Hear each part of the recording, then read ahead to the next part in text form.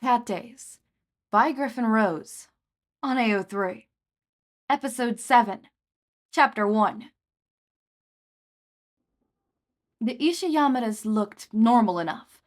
They both had black hair. His was cropped close to his head. Hers was a short bob. She had little crosses in her eyes, though. Some kind of quirk related? They asked Izuku about himself. He told them he liked heroes and quirks, and he really wanted to be a hero when he grew up. Mrs. Yakisha asked what his quirk was, and he told them he could turn into animals. She gushed that he must be such a cute little creature. Mr. Yakiyama asked about school and if he liked any sports. Izuku hadn't really played any, and when he did play in gym, his size usually put him along the last picked in class. He couldn't run as fast as the other kids, and he didn't have the strength a lot of the bigger kids had to hit a ball. Mr. Yakiyama seemed disappointed in his lack of interest in sports, but he kept smiling. Izuku rubbed the back of his hand against his cheek. I just think heroes are more interesting. Can I ask about your quirks? They watched his hand for a moment, and then shoved it under the table. Mr. Yukiyashi shook it off and explained her camera sight, which let her zoom in and out of whatever she focused on up to 100 meters away. Mr. Ikeyama had an analytical quirk with a number focused. He could boostly made the best accountants in the prefecture. Izuku started asking more questions, getting into the details of their quirks and how they worked. The Yukiyamas tried to steer the conversation back to school, and Izuku would answer their question, but then he'd fire back another quirk-related question. They didn't stay much longer. He paused on the stairs, just out of sight. While they said goodbye to Mrs. and Mr. Satoru, and asked if they'd be back, and the Ishiyamas hesitated. He's a nice boy, Miss Ikishama said, but he's odd. I don't think he'd be a good fit with us. Izuku ran up the rest of the stairs. He knew he was odd. Should have always said that it was okay, though. He didn't mind Izuku's oddities. All the little things he did were more like a cat than a kid. He didn't stare or call attention to them either. Izuku felt like he could be himself around him. He didn't know if he really wanted to be adopted by them. Mrs. Sato was nice enough, and he'd gotten used to Kuru and Kamai and Riko. They used to be another girl, a little older than Izuku, when he first got here, but she'd been adopted already and moved out, so it was just the four of them now. And if he moved out, Shouta might not come to visit him anymore. Izuku still couldn't believe that Shouta was still coming around. He'd been so convinced that the man wanted nothing to do with him before. It honestly surprised him to see him again. And then Shouta kept coming, even though some days he looked like all he wanted to do was sleep. Izuku mentioned once that Shouta could go home and sleep if he preferred. Shouta scoffed, replied, What, and miss our afternoon together? This is the best part of my week. Izuku hadn't brought it up again. He held a tiny spark of hope that Shouta might want to adopt him one day. He hadn't been ready to before. His apartment wasn't big enough, and he mentioned he had another job now. Izuku wasn't sure how long moving could take, and he didn't know if Shota's new job or what the hours were like.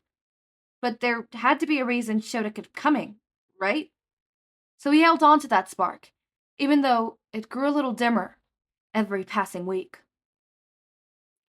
Logically speaking, Shouta wanted the adoption interview to go well. He wanted Izuku to have a stable home environment and live a long, healthy life. An adoption would go a long way towards that. But he worried a new family would take Izuku out on his reach. They might not approve of a hero having such close contact with their kid. He wasn't sure how well Izuku could handle that. And what if the new family couldn't handle Izuku's transformations? He didn't really get stuck anymore, thanks to Shota's teachings, but the behavior he picked up as a cat hadn't really faded like Shouta expected. He walked in on Kuru, flashing a laser pointer around the living room last week. Izuku was chasing it. Shouta watched for several minutes in disbelief. A new family might not understand. If they stress Izuku out too much, he might get stuck again. Hey, no frowny facey. Hisashi reached across the table to poke Shouta between the eyes. They had gone out for lunch, because Shouta needed a distraction while Izuku had his interview. It was not helping as much as he hoped. "He's not going to disappear on you," Hisashi said, stirring his curry. "Even if the interview goes well, that kid is so attached to you, he won't let anyone separate you." And wasn't that a bizarre concept? His students were terrified of him, and this 8-year-old smiled when he entered the room. "I still don't understand why." Hisashi laughed. "Really? You saved that kid's life and took care of him for months. Of course he grew attached to you, and you grew attached to him. Honestly, I kept expecting you to tell me you were going to adopt him." "I'd be a terrible parent," Shouta stated. "We've been over this." Hisashi hummed. "I think you're overthinking it." Shouta glared at him. Hisashi raised his hands. "Hear me out. Don't think of it as parenting. That's a scary word. Think of it as taking care of Izuku. You can do that. You're finally learning how to cook more than instant ramen. You have 2 decent paying jobs, and you already bonded with him about heroes and quirks." He shrugged. "I just don't think it'd be that crazy for you." Oh, no. Hisashi was making sense. When he thought of the basics of taking care of Izuku, it really didn't seem that hard. There was still the glaring issue of who'd watch him while he patrolled at night. Leaving a cat home alone was one thing, but he couldn't do that to an actual kid. What if someone broke in? What if Izuku had a nightmare or something caught fire? "I still can't physically watch him," Shouta said.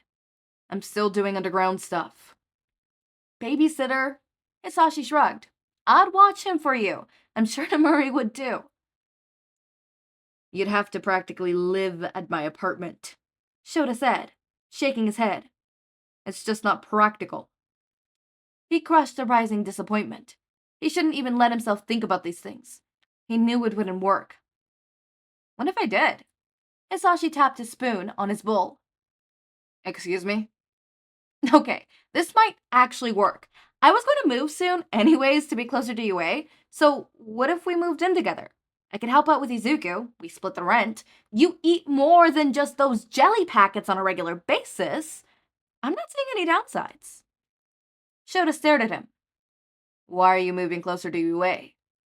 Truthfully, he wouldn't mind moving closer and cutting down his commute time, but that meant moving further from Izuku, so he never bothered. Hisashi grinned. "You know how old Yuki is retiring, and they're gonna have another open position next year?" He had forgotten that, actually.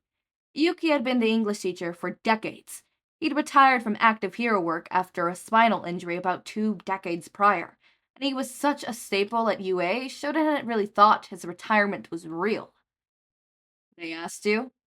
"Don't look so shocked, and I applied just like everyone else, but my fluency is harder to argue with." He had a point. Hisashi had grown up bilingual, so he aced English in high school and had been the go-to tutor for their grade. Shouta had to consider he'd make a good teacher, and he definitely wouldn't mind having a tolerable face around at the school. "So you'll be teaching there next year too?" Shouta asked. Hisashi nodded, grinning ear to ear.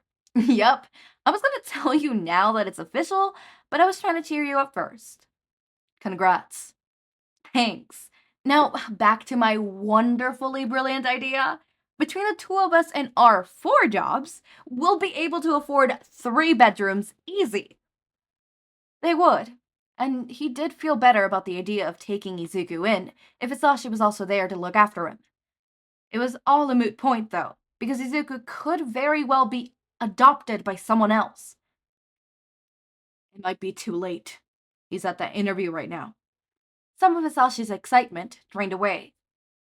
"Yeah, but hey, it's ultimately up to Izuku, right? You could tell him about it when you go see him tomorrow and see what he thinks." He would. He never wanted kids. He never planned on them before. But he was starting to realize he wanted Izuku.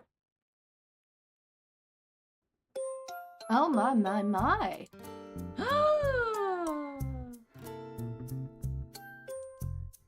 They're moving in together. In my mind, they're dating. In my mind, they're dating. Shh. Let me be delusional. What is that one song that Bella came out with? The Sweet Delusions? That's me right now. Except not well, it is relationship related, but not like about me. You get what I mean. You get what I mean. You get what I mean. But I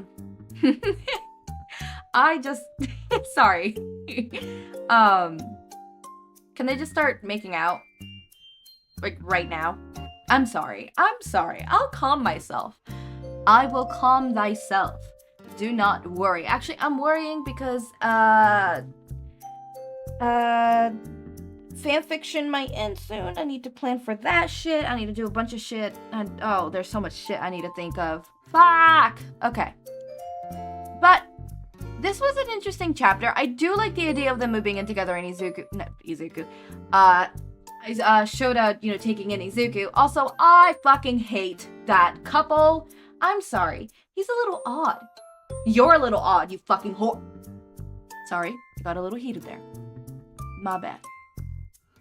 I did not mean for it to get heated. It was not my intention. I apologize. Deeply apologize. I've made a severe lapse in judgment. I'm sorry. Sorry, I had to. Shit, I'm running out of... Fuck.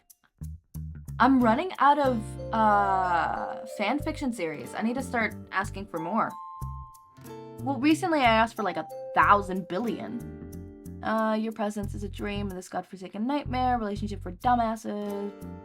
Okay. I still have a lot left. There's one that's really long, and then there's shorter ones. Okay.